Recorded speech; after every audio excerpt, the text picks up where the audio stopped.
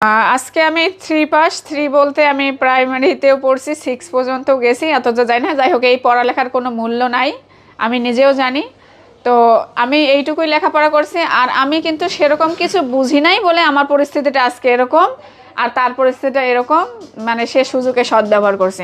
আমি যদি আজকে মানে লেখাপড়া জানা অনেক শিক্ষিত মেয়ে হইতাম, সে আমার সাথে কখনোই মানে আমার পার্সোনালিটি কিছু থাকতো, কখনোই আমি সব কিছু তাকে উজাড় করে দিতাম না, তাই না?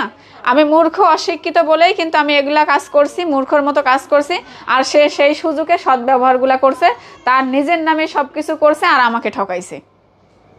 আর সে বলছে আজকের এই সেলিব্রিটি বলতে আমি কখনো আসলে চিন্তাও করিনি যে আমি অনলাইন জগতে আসবো, এরকম কিছু একটা করব। সেটা হচ্ছে তারই অনুপ্রেরণা, তারই হাত ধরে আমার এত দূর আসা। এটা আমি কখনো অস্বীকার করি না, যেটা সত্যি আমি সেটা সত্যি। আমি বলছি, আমি যদি 10টা কথা বলি, আমি 9টা কথাই সত্যি বলবো। হয়তো পরিস্থিতির কারণে একটা কথা আমি মিথ্যে বলি। আর আমার মানিক, আমার শখের পুরুষ, যে কথাগুলো বলে 10টা কথা বললে 9টায় বলবেন যে মিথ্যে কথা বলছে, সে একটা কথা সত্যি বলছে।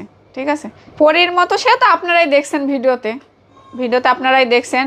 তো এটা সে মানে খেয়াল রাখতো, সে একটা জায়গায় আমি যাচ্ছি, তাকে কেমন লাগবে, তাকে কোন ড্রেসে ভালো লাগবে, কি কোনটা পরলে সেখানে যাওয়া বেস্ট লাগবে, সে এগুলা সবসময় ইন্টারফেয়ার করতো। আমার থেকে বেশি সে সবসময় এগুলা কেয়ার করতো, এটা আমি স্বীকার করি। শখের খাবার বলতে যে যদি বলেন যে আমি অশিক্ষিত মূর্খ, আমি হচ্ছে গরিব ফকিন্নির মেয়ে, সে হচ্ছে বলে আচ্ছা গরিব ফকিন্নির মেয়ের কাছ থেকে তো সে এত ভালো ভালো চাইনিজ খাবার রান্না করে নেওয়া সম্ভব না। সম্ভব কি বলেন আপনারা?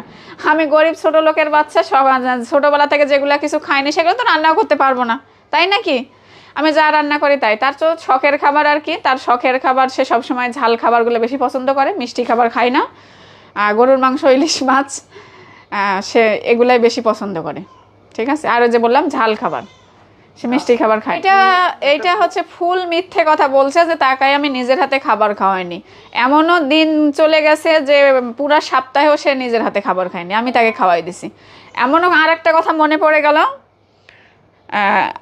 সো একটা আমাদের ব্যাংকে টাকা ঢুকতেছিল না, এক সময় ফেসবুকে প্রবলেম হয়েছিল, আমাদের 2-3 মাস পেমেন্ট ঢোকেনি। সে একটা বিষয় নিয়ে খুবই আপসেট ছিল, টাকা ঢুকতেছে না, মানে সে নিজের হাতে খাবারও খায় না, এরকম একটা পরিস্থিতি। তো আমি তাকে 3 বেলা খাওয়াই দেই, এরকম করে খায়, তারপর আমাকে সে বাইরে পাঠাই দিল, আমার ভালো লাগতেছে না, তুমি বাইরে থেকে কি যেন নিয়ে আসতে বলছিল, আমাকে পুরি না সিঙ্গারা নিয়ে আসতে বলতেছে।